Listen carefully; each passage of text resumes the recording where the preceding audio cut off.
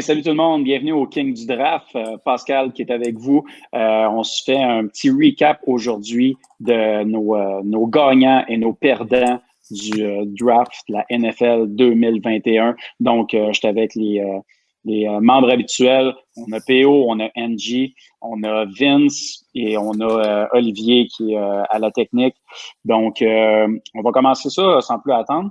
Je commencerai avec vos perdants, messieurs. Après ça, on va passer avec tous les gagnants. PO, c'est toi qui commence. Start la balle, Yes, vas-y. exactement. Donc, moi, j'ai une égalité au niveau des perdants. Pas pour les mêmes raisons, évidemment. Là. Ça m'a fait de la peine de voir les Packers de la façon qu'ils ont drafté. Moi, les Packers est une équipe que j'aime beaucoup et je trouve que leur meilleur pick est arrivé en troisième ronde. Je trouve que Eric Stokes n'était pas un choix de première ronde selon mon évaluation à moi. Qui suis-je pour juger? Mais en tout cas, je pense que les Packers auraient pu aller à la position de receveur ou middle linebacker plus tôt dans le draft. Donc, pour cette raison-là, je trouve que les Packers ont perdu. Il y avait tellement de potentiel d'entourer mieux Aaron Rodgers, ils ne l'ont pas fait. Et les deuxièmes, c'est Seattle. Écoute, c'est sûr que là, on va dire, ouais, il y avait juste 3 picks, mais Colin, c'était quoi le but d'aller chercher un receveur de passe tout de suite après, en deuxième ronde au choix 24? Tu as besoin d'O-line, O-line, O-line, O-line. Ça aurait quasiment dû être O-line, O-line, corner. Ils ont choisi un offensive tackle en sixième ronde.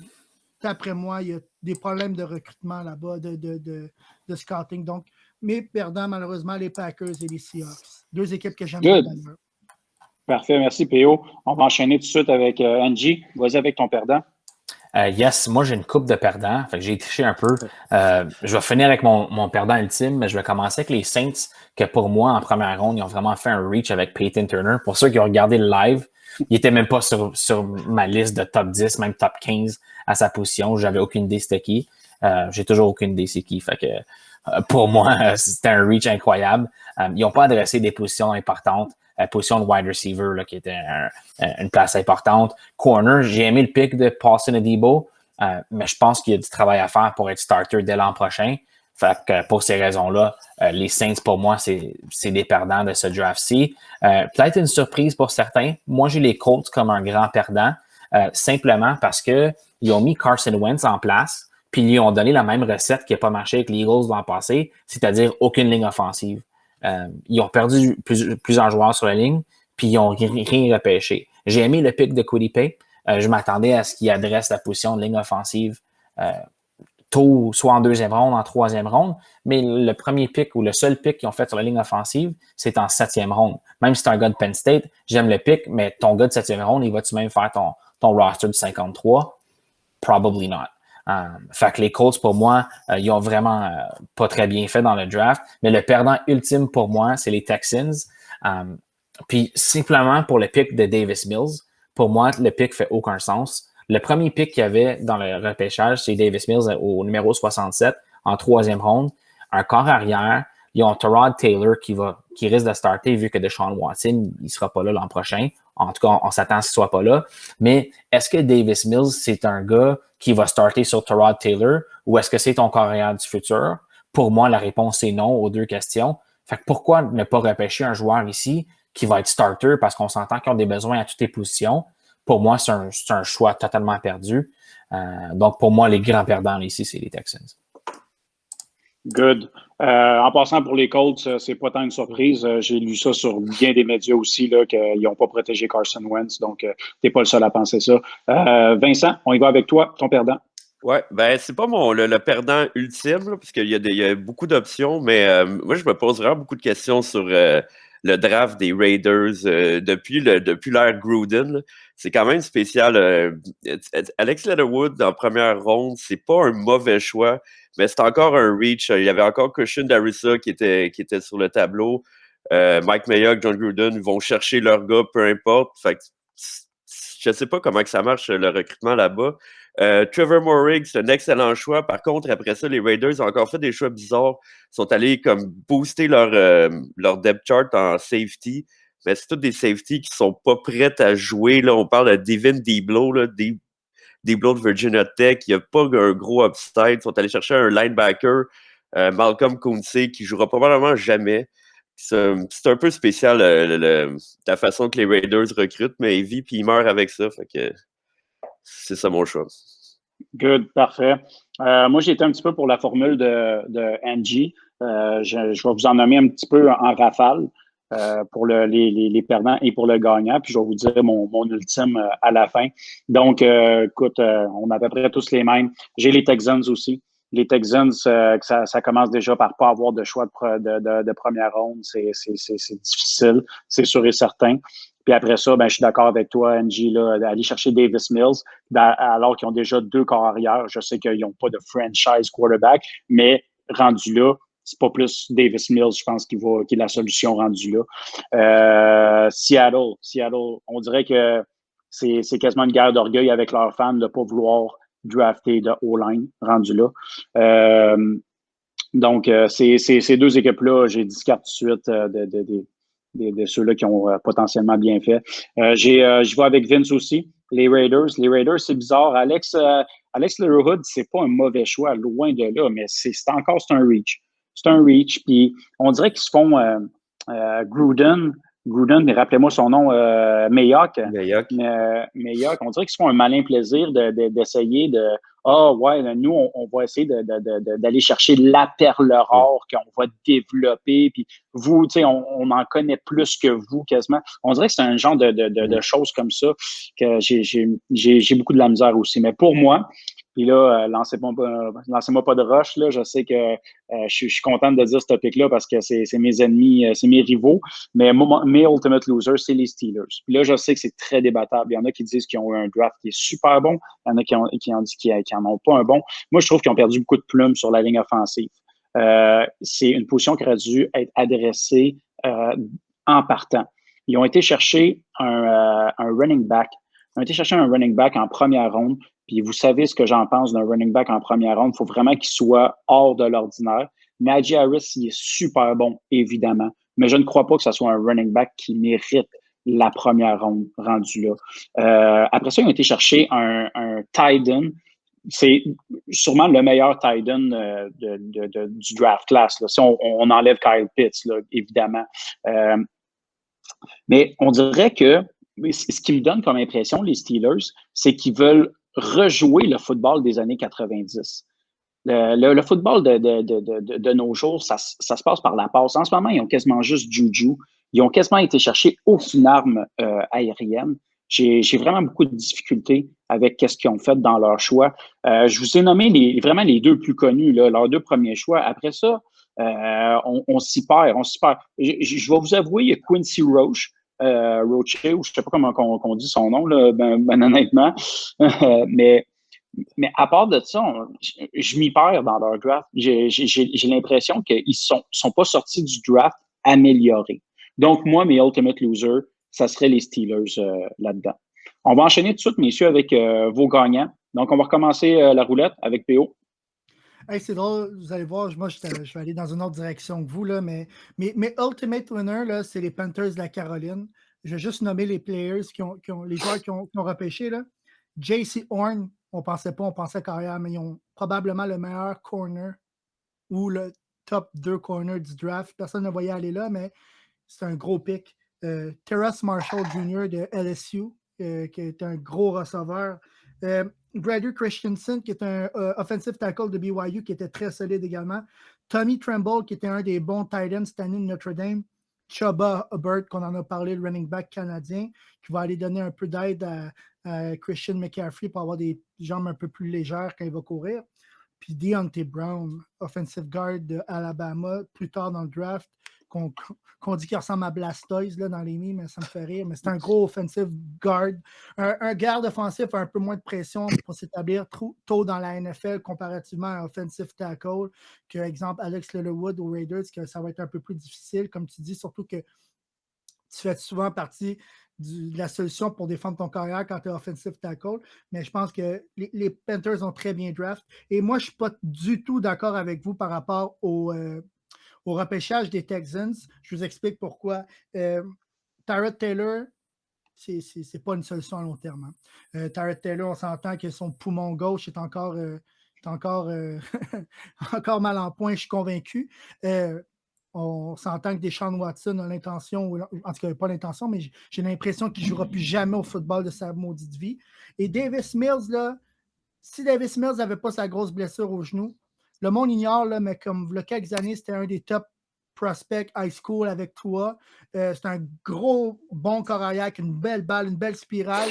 C'est sa blessure qui l'a ralenti à Stanford et tout. Moi, je pense que c'est un joueur de 3e ronde, très bonne valeur à cette position-là, parce que si tu n'as plus Tyrod Taylor, tu n'as pas Deshaun Watson, tu n'as personne. Et Davis Mills, c'est pas ce que les autres carrières de première ronde étaient, mais quand même. Puis on oublie qu'ils ont repêché Nico Collins de Michigan, qui est un grand, gros receveur que moi j'adore, qui était dans mon top 10 receveurs cette année. No joke, je l'aime, ce receveur-là. Dans la end zone, c'est une valeur sûre.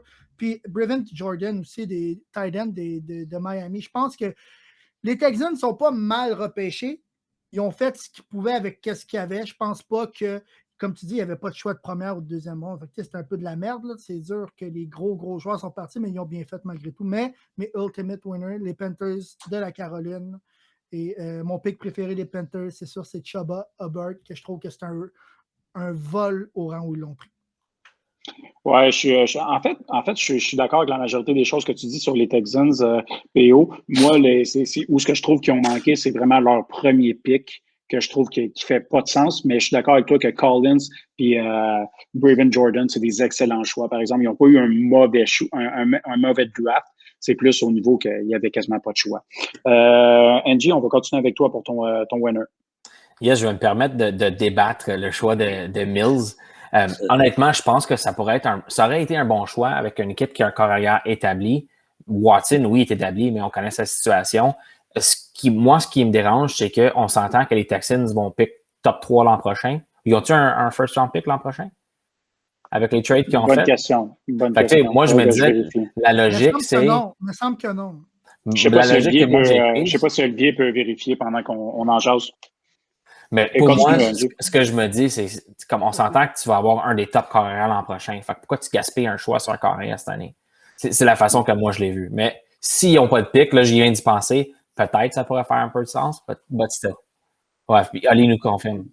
Ali nous confirme qu'ils ont un pic, fait que pour moi, ça fait aucun sens, c'est un gaspillage. Mais bon, là, on parle des bons coups, j'en ai plusieurs. Là. Moi, j'ai vraiment beaucoup aimé le draft des Eagles. Pas nécessairement tout le draft class. Ils ont choisi un centre en 2e ronde.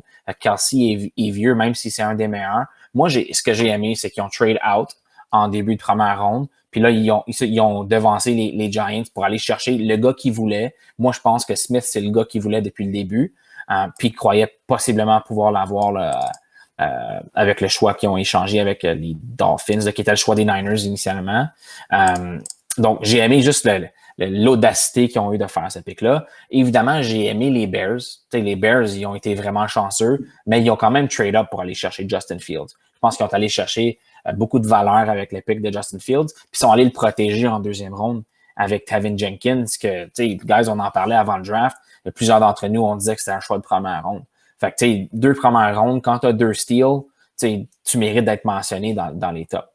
Il y a vraiment 2 choix pour moi qui ressortent du lot. Premièrement, les Jets, qui sont pas mes ultimate winners, vont vraiment pas très loin.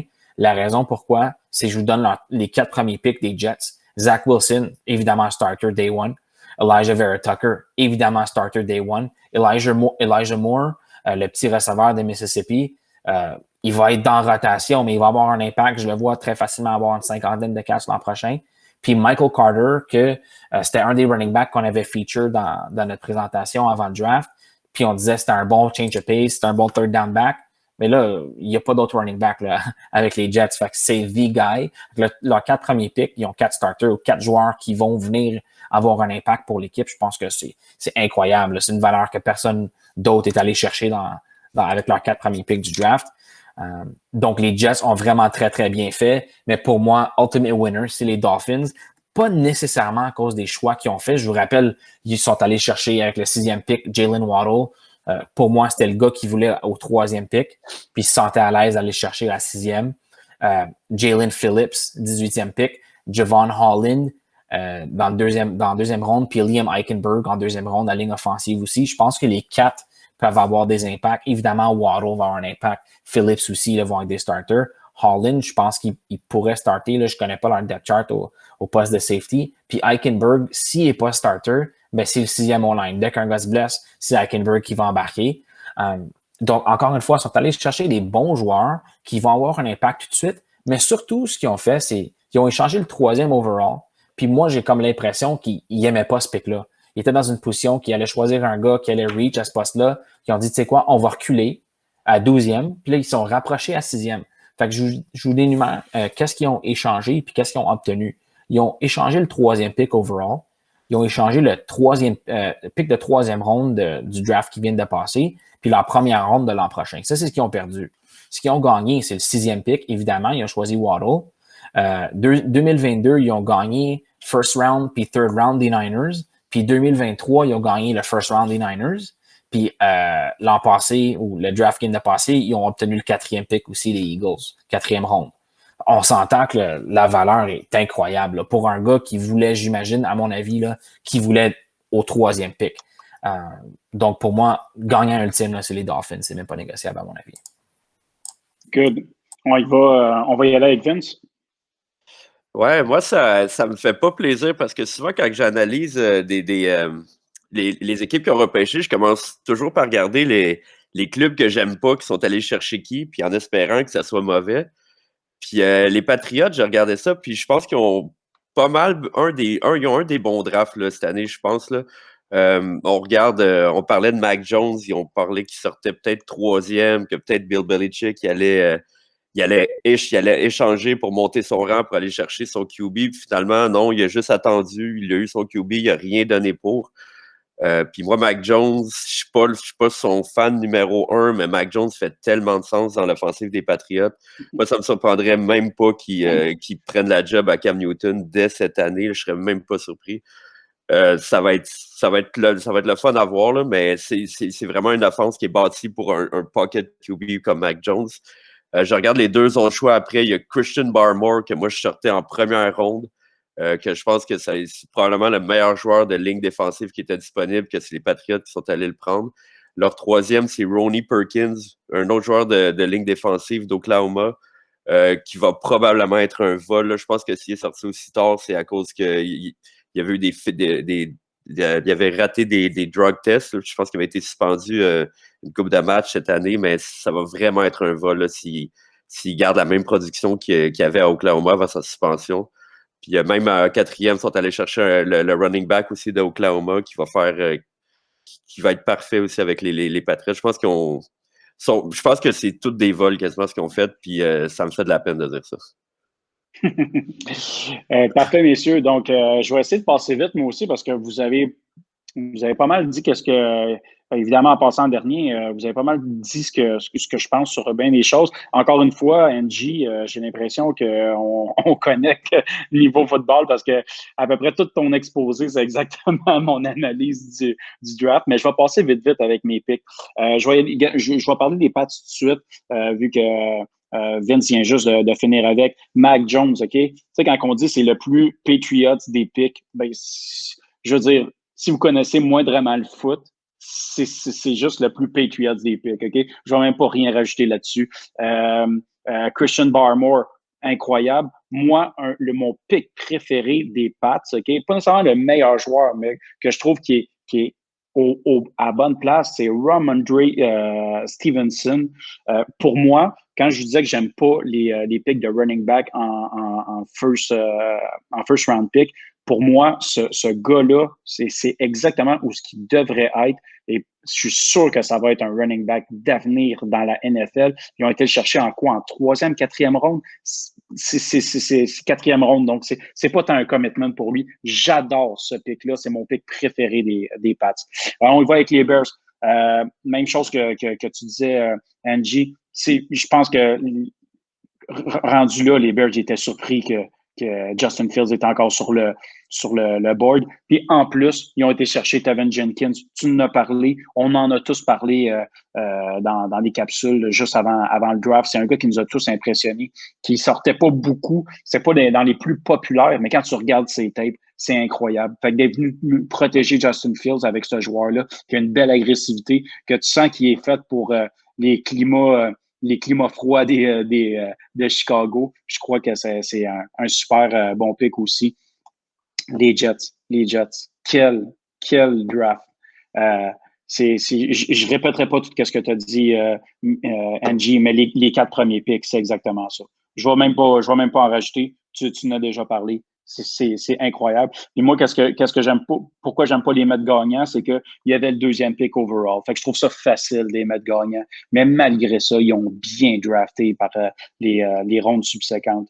Les Bucks, je vais vous dire 2 picks que j'ai appréciés. Kyle Trask. Moi, Kyle Trask, je sais qu'il y a eu des mauvaises playoffs, mais j'ai toujours trippé sur ce corps arrière-là. Et je trouve que c'est tellement une belle école d'aller le mettre juste en dessous de Tom Brady pendant une couple d'années, pour les années qu'il peut y donner. Là. Je trouve que la place est incroyable. Et un gars qu'on n'a pas beaucoup parlé, je ne sais pas si on en a parlé pendant notre draft, KJ Britt, le linebacker de Auburn. Regardez ce gars-là, très rapide, très physique. Ça va être à surveiller. Miami, j'ai retenu le même pick que toi, Angie. Liam Heckenberg. Wow. Mes gagnants ultimes. J'y vais encore dans les FC North. Les Cleveland Browns. Je vous le dis. Regardez-les cette année.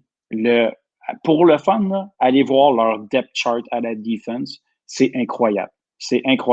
Mais en plus de savoir booster une defense, sont venus rajouter des éléments où ce qu'ils n'avaient besoin, des armes offensives au niveau de la passe.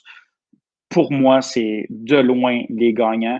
Et quand on riait des Browns, je pense que cette époque-là est révolue. Il va falloir les prendre comme des sérieux aspirants au Super Bowl. Donc, merci beaucoup, messieurs, d'avoir partagé vos gagnants, vos perdants. Pour terminer, je prendrais peut-être un 5-10 minutes de discussion ouverte sur qu'est-ce qu'on a dit. Est-ce que vous êtes d'accord? Est-ce que vous n'êtes pas d'accord? Est-ce qu'il y a des choses qui ne sont pas nécessairement des gagnants, des perdants, mais que vous aimeriez partager sur le draft? On va y aller à tour de rôle. Théo, j'aimerais ça que tu commences. Oui, en fait, pour revenir aussi à Miami, c'est sûr que tout le monde a vu le draft, tout le monde a été impressionné. On oublie aussi que Miami a repêché probablement les 2 meilleurs retourneurs de beauté disponibles au draft, étant Waddle et Jevon Holland. Ce sont 2 gros retourneurs de beauté. Holland est très reconnu pour ça, malgré qu'on n'en parle pas beaucoup. C'est un gros retourneur de beauté.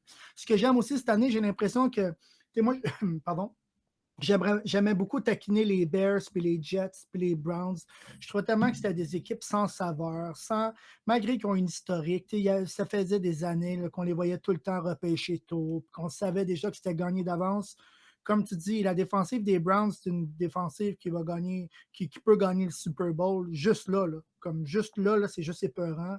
Les Jets, 4 premiers picks, c'est tous des starters, c'est incroyable. Et Justin Fields, enfin un corps arrière. Moi, je le voulais tellement avec les Broncos. Vous avez vu ma réaction au draft. Je trouve que c'est un corps arrière électrisant. Je suis content qu'il ait trouvé une niche à Chicago, qui vont pouvoir en prendre soin. Chicago n'a pas eu un gros QB depuis Jay Cutler. Puis même encore là, Jay Cutler, ça ne faisait pas la pluie et le beau temps. C'était en montagne russe. Donc, Justin Fields va aller à quelque part où les fans vont avoir de quoi se mettre sous la dent et vont l'apprécier. Vraiment, vraiment. Pas le choix de parler de mes Broncos. Hein. C'est sûr que Patrick Surtain, ça me laisse encore perplexe, même si je suis content du joueur, en fait, parce que c'est un très bon corner. Je pense qu'on avait fait le plein de joueurs également à cette position-là. Les rumeurs amenaient Rodgers à Denver, vu qu'il se passe toutes sortes d'affaires aux Packers, selon les rumeurs. Est-ce que c'est vraiment pour ça qu'on n'a pas été à la position de carrière ou qu'on veut vraiment laisser une chance à Drew Lock, puis comme Angie dit, terminer bas puis aller chercher un carrière l'année prochaine? Les carrières qui disent sortir en première ronde l'année prochaine, moi, JT Daniels de Georgia, je ne suis pas impressionné. Moi, je voudrais plus un gars comme Howell de North Carolina ou Matt Corral de Ole Miss, que moi, personnellement, j'aime plus personnellement. On verra bien. Mais j'aime que la NFL, enfin, se réinvente et qu'il y a des changements de culture dans des équipes qui, par le passé, semblaient être rodées par des labradors. Il n'y a personne qui prenait des bonnes décisions. C'était je mets mon pic là, n'importe quoi, puis ça semble tout croche. Puis enfin, les équipes changent de culture, puis j'adore ça.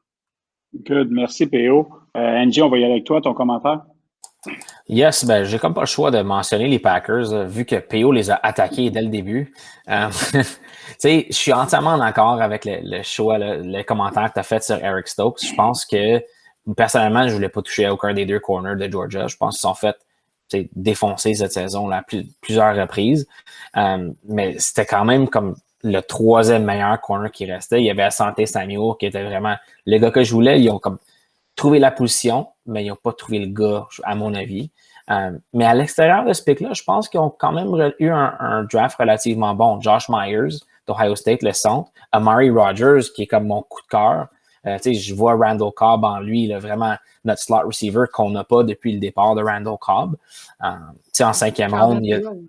Votre running back, Khalil Mill aussi. Exact, c'est un bon change of pace pour nous autres. Tu as Slayton qui comme pèse 360 livres, c'est exactement ce qu'il nous fallait comme nose tackle pour arrêter la course. Fait je pense qu'on s'est un peu rattrapé là, en fin de draft avec le pick de Stokes. Ce que je voulais mentionner, c'était les Chargers. Je m'attendais à ce que quelqu'un en parle, mais les Chargers, là, avec leurs deux premiers picks, ils ont vraiment été chanceux. Ils ont eu... Comment? Slater. Exactement. Ils n'ont vraiment pas paniqué. Ils ont pris ça relax. Ils ont dit, nous autres, on ne bouge pas, on reste à 13, puis on souhaite le mieux. Puis ils ont eu le gars qui avait le plus besoin, Rashawn Slater. Évidemment, Sewell, il aurait pu être là. Puis ils ont eu le meilleur gars là, sur tous les draft boards qui allait être disponible à la position qui avait le plus besoin.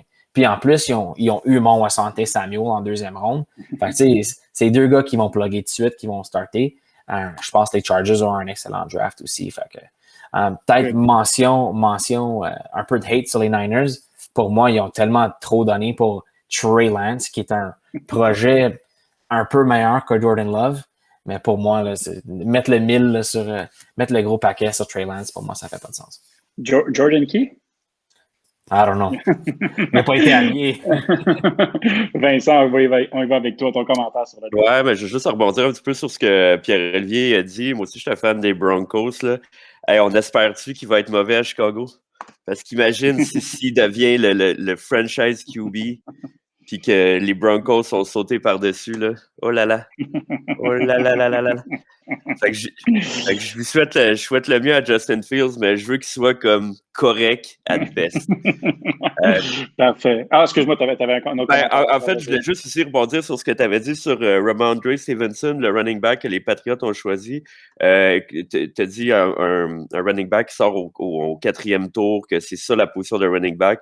Je peux pas être plus d'accord avec ce commentaire-là. C'est le meilleur spot, je pense, pour ce genre de joueur-là. C'est pas un steal, c'est pas un reach, c'est sa place à lui.